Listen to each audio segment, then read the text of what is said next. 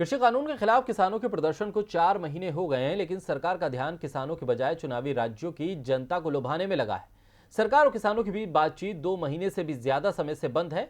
किसान सरकार पर दबाव बना रहे हैं कि बातचीत फिर से शुरू की जाए और उनकी मांगों को सरकार स्वीकार करे। इसके बाद अब किसानों ने सरकार को घेरने के लिए अलग अलग रणनीति तैयार की है।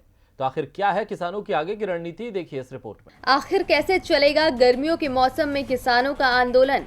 क्या सरकार पर पड़ेगा किसानों के आंदोलन का असर? क्या किसानों के हालात देख पिघलेगी सरकार? क्या सरकार को है सत्ता का गुरूर?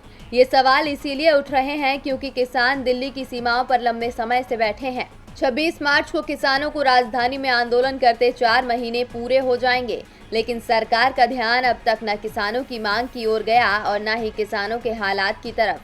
ऐसे में अब किसानों ने अपनी रणनीति में बदलाव किया है, जिसके चलते किसान देश के अलग अलग हिस्सों में महापंचायत कर रहे हैं।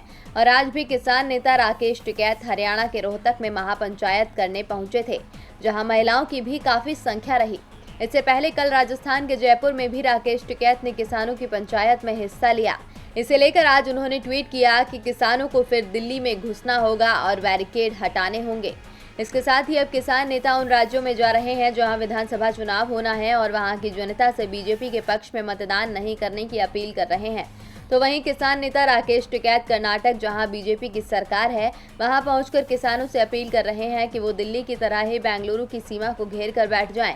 इन सब बातों से साफ पता चल रहा है कि ये किसान आंदोलन पूरी तरह से राजनीतिक रंग ले चुका है। वहीं 26 मार्च को किसानों ने भारत बंद का आह्वान किया है। किसान संगठनों का दावा है कि 26 मार्च को देश में सब कुछ बंद रहेगा, जिसके चलते इसके समर्थन में हरियाणा की मंडियों को बंद रखने का फैसला किसानों की ओर से किया गया है। अब इन सब के बाद किसानों के आंदोलन में तो नरमी पड़ती नहीं दिख रही है, तो वहीं सरकार भी अपने रुख पर कायम है।